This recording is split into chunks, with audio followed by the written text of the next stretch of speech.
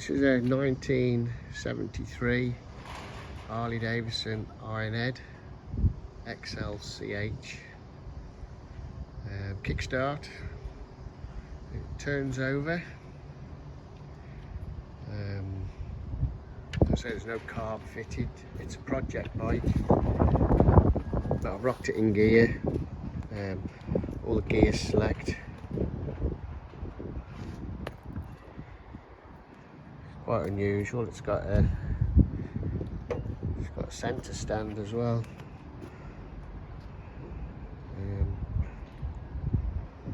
Yeah, I think this bike's a full strip frame job.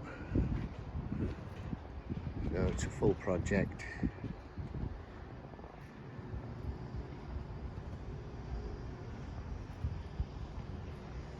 No clocks on it.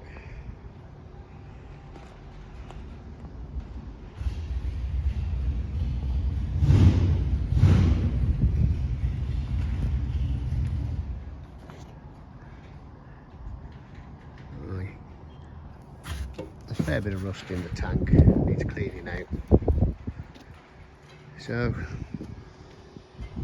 there you go.